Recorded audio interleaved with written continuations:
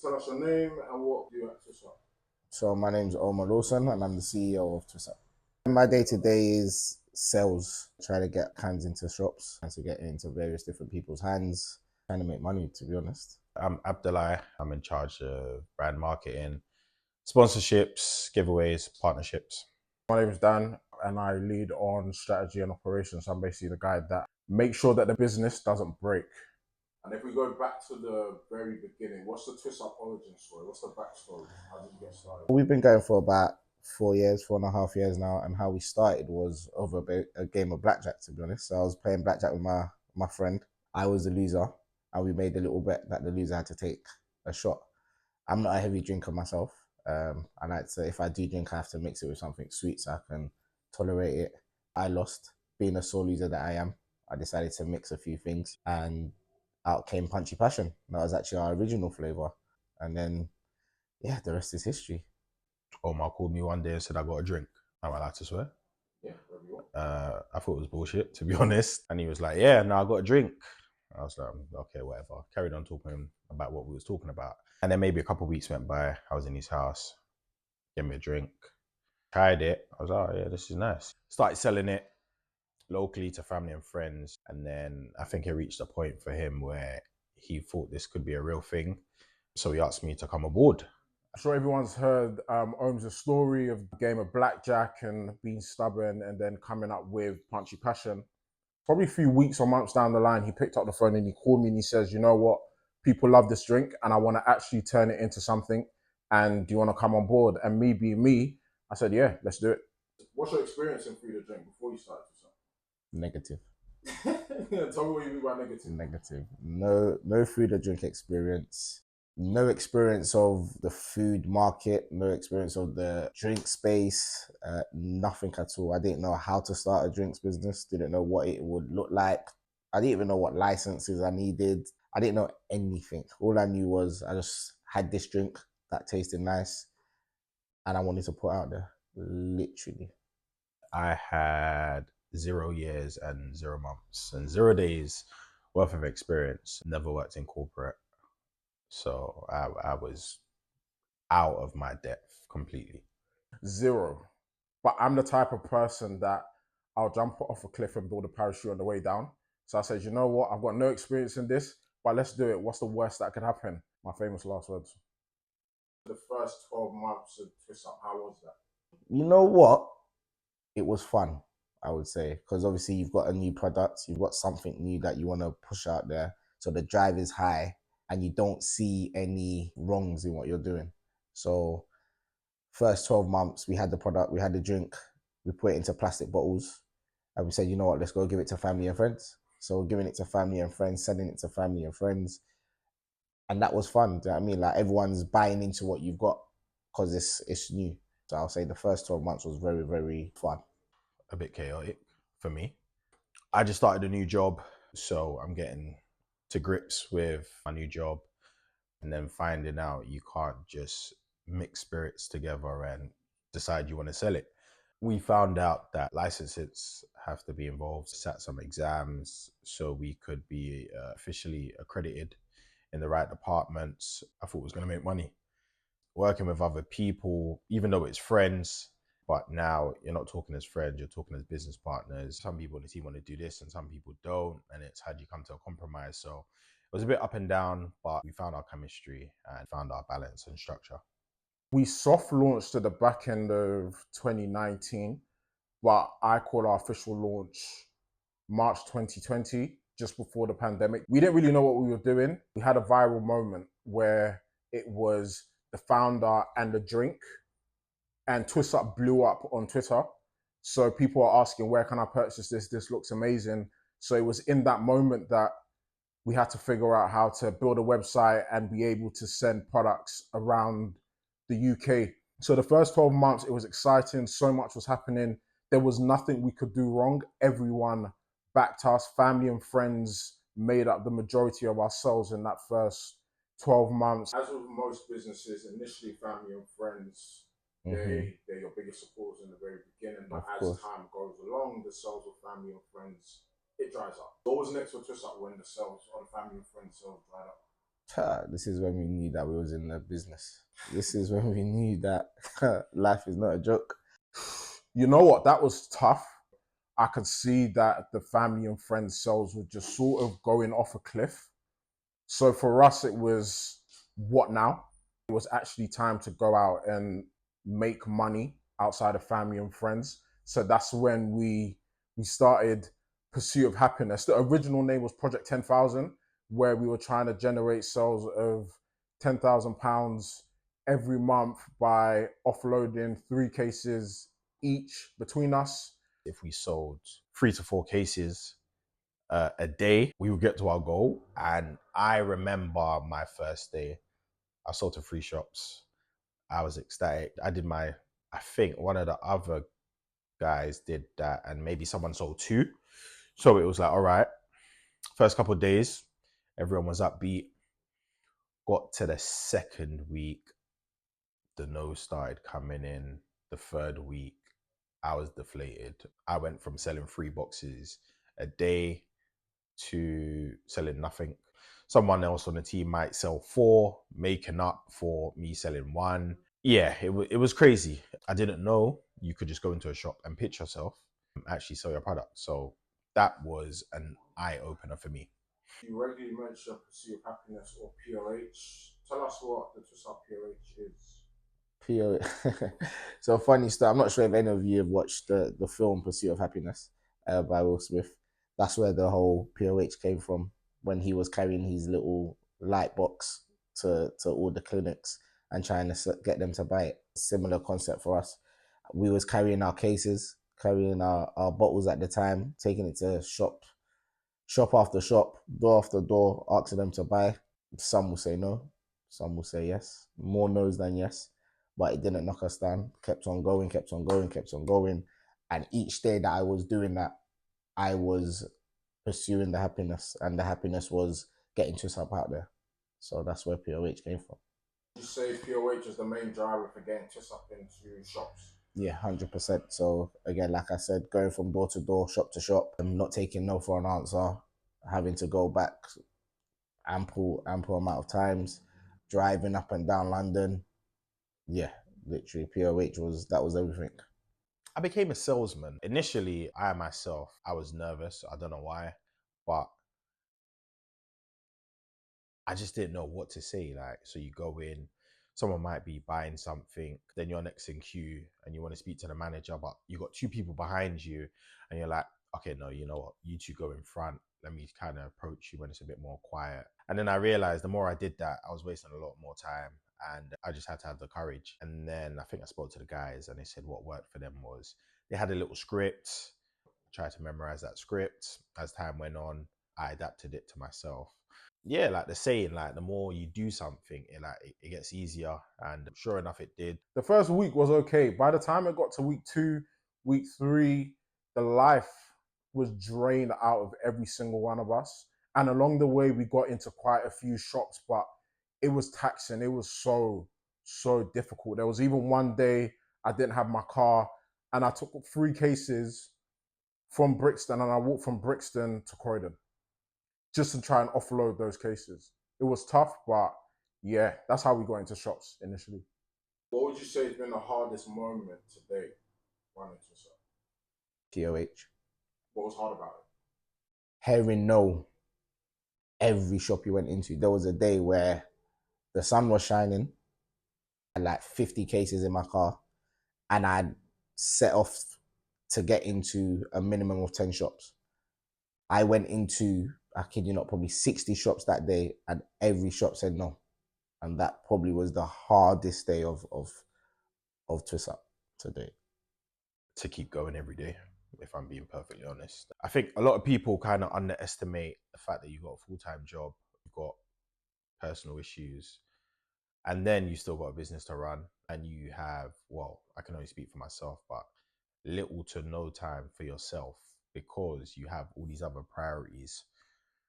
I think Pursuit of Happyness has been the hardest moment.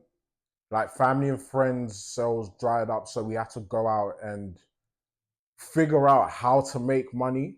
And Pursuit of Happyness or Project 10,000 seemed like the only way to sort of do it.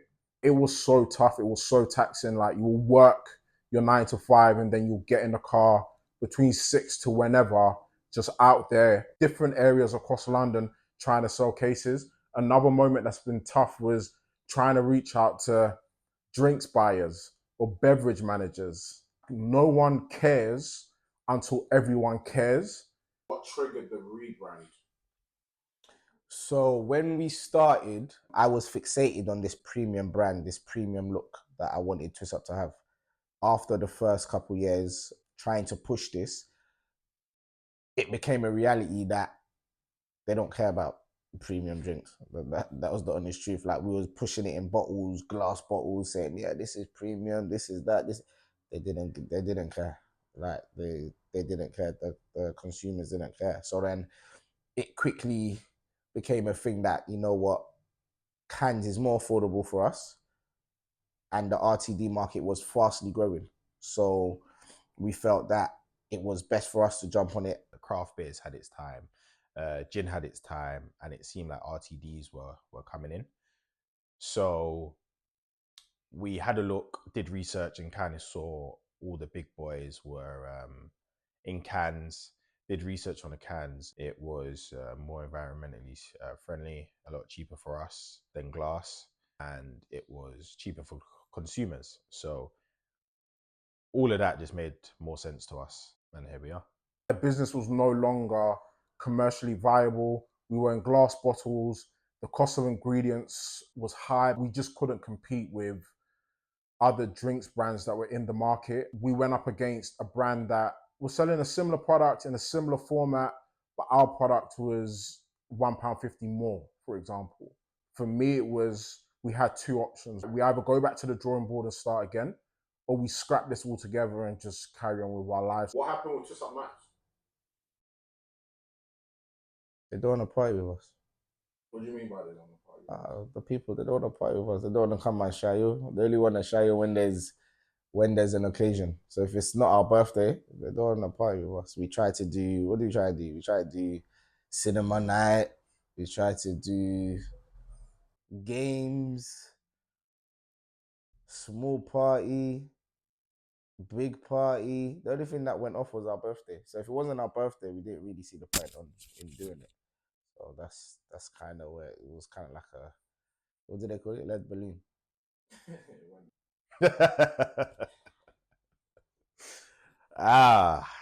Next question. It became hard to draw a crowd in. The idea behind Twiss Up Nights was to create a community outside of just drinking.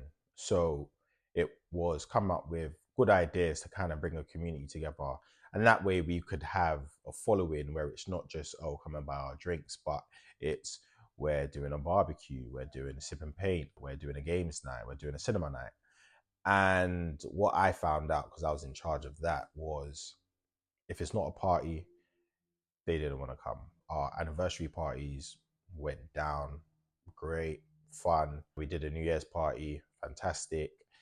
Come to a cinema night, sell a couple tickets.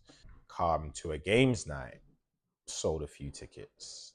So it became a point where it's like, why are we even doing this? From my standpoint, anyway. Last year you worked with a major brand. How was it working with them? Can we pause? Cool. You ready? Yeah. Cool. So the question again is, how was it working with a major brand last year? It was amazing, to be honest. It was very, very good. It was an honor to work with such a brand. The process and how we got there was was something in itself.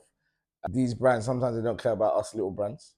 And because we're such a little brand, our trust levels are very, very, very small. So long story short, the brand approached us. They said, yeah, they want to buy X amount of drinks of us. And we're thinking, oh, we've hit the jackpot here. But then there was a lot of communication between the brand and then a middleman, then another middleman, then us. So that we're going through all of these middlemen to get to the big brand. So we're thinking, is this even real? Lo and behold, the order was a very, very big order. So if we didn't fulfill this order, we'll have no money. But we couldn't risk fulfilling the order and then them saying this was all a lie because of all the middlemen involved. For those of you that are starting up a small brand, you guys know your product is everything. If you waste the product or if you give someone drink for free, for example, you know that's money coming out of your pocket. So that's something that we was very, very skeptical of doing. Long story short, it was real. And because of our trust issues, we ended up having to drive various different places across UK. What's been one of your highlights today? The rebrand. I thought what we came up was very good. I thought the journey in doing so was amazing. And to actually see, before I used to go into the shop and see the glass bottles, I think, oh, this is actually good. Like this is something that we've achieved and this is amazing. But seeing the cans alongside other cans, like took my excitement to another level. For me, when I spoke to Omar initially, the aim and goal for him was to be stocks in shops, and that was also my goal. And I honestly think that was our first goal. So for me, that was and is my biggest achievement. But for me, the fact that it came from mixing drink to being in a little shitty plastic bottle with a sticker on to transitioning into glass bottles, and now we're in premium cans and actually on the shelf with big competitors and selling at a decent pace, I'm a happy man. One of my major highlights is watching people try Twiss Up cocktails for the very first time. Everyone has the same sort of response or initial reaction where they sort of tilt their head and it's like, I didn't expect it to taste so good. And it's always amazing to see that initial reaction because it helps me understand, you know what, maybe we're actually doing something right here.